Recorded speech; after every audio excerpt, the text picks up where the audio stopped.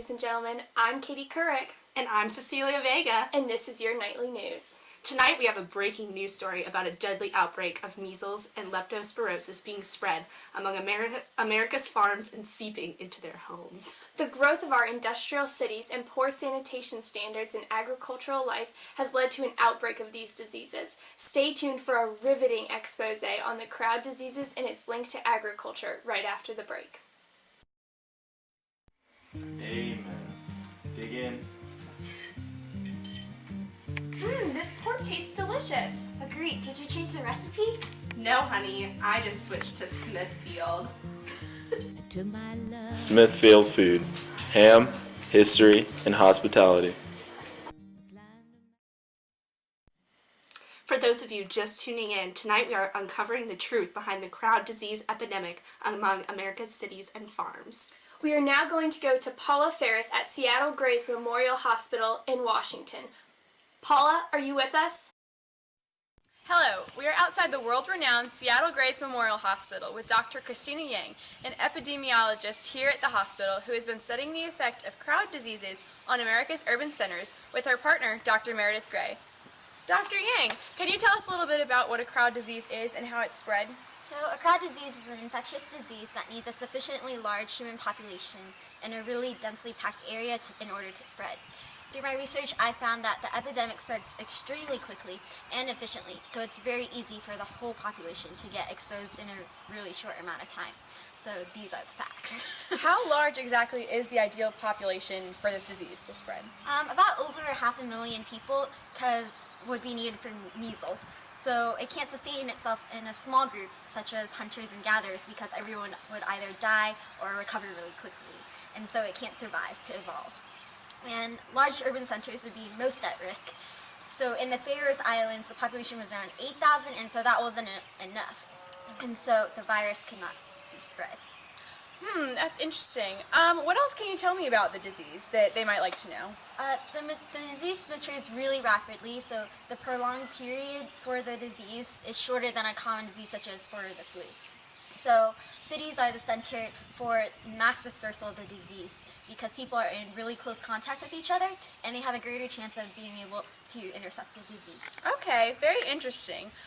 Do you know any specific sources of where the outbreak of measles is and where it is? Cattle is actually our main culprit for being associated with the disease. It starts with cattle and then the disease has now evolved to be able to invade humans. And so the animals are large parts of daily lives and our interaction with them is actually what causes the epidemic to spread. Many epidemics target social animals that are necessary in order to sustain large populations. So once we domesticated animals like pigs and cows, then that only allowed the disease to just be waiting to be transmitted to us. Okay, thank you so much, Dr. Yang. No problem. Now back to the studio. Thank you so much, Dr. Yang, for that interesting look at just how these diseases are spread. Tonight, we also want to touch on another subject that makes this epidemic even trickier.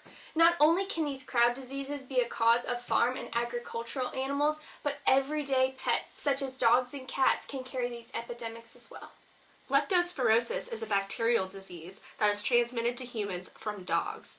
The symptoms are similar to other diseases, so is commonly not noticed early. If you go without treatment, you could suffer from kidney damage, meningitis, liver failure, respiratory disease, and in extreme cases, even death. Let's see from an organic farmer what his thoughts are about the connection between crowd disease and agriculture. Mr. Old McDonald.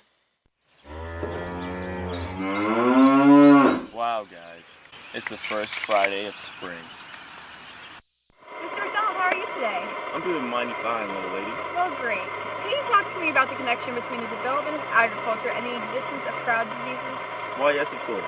Diseases have grown rapidly in the past years in correlation with the population growth in high-density areas, but also due to the rise in agriculture. Nowadays, farmers use commercial farming more than subsistence farming, and the food that we grow, raise to feed this large population. Today's commercial agriculture sustains much higher population density than the hunter-gatherer lifestyle. In fact, it is said to be 10 to 100 times higher. It just keeps increasing. Wow, yes, I understand. How does this contribute to the growth of crowd disease? Why, yes, the rise in disease first started when the farmers became sedentary instead of nomadic, way back when. Now they live amid their own nasty sewage, which allows microbes to grow and multiply and increase a farmer's chance of infection. Fertilizer also contains high amounts of bacteria and microbes, which is spread where people are working and where food is grown. Many diseases like measles first come from animals, and because agriculture allowed for more trade routes between places, these diseases were spread a whole lot easier between different cities. Also, many microbes are capable of maintaining themselves in animals and soil, so that darn disease never dies, but remains constantly available to infect people. Do you think there will be a decline in these epidemics in the near future? Well, little lady, I can't tell you that, but I sure hope so. But make sure to watch out for those darn rats. Always spreading diseases everywhere they go. All right, Mr. McDonald, thank you so much for your time. Back to you, Katie. We would like to advise all of our viewers to pay attention to the signs of these epidemics. It is a growing concern in this country, but hopefully it will be under control in the near future. You heard it here from us first, and from all of us on the ABC crew. Thank you, and good night.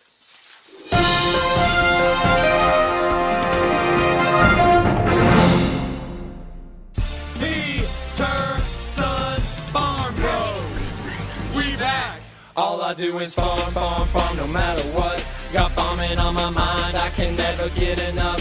And every time I step up in the building, tractors make my eyes light up. 'Cause they so big, and they so fine. Though sometimes they break down, break down, break down. I still love to farm, farm, farm. And if you know the charm, put your hands in the air, make them stay there. Peterson Farm Brothers going in.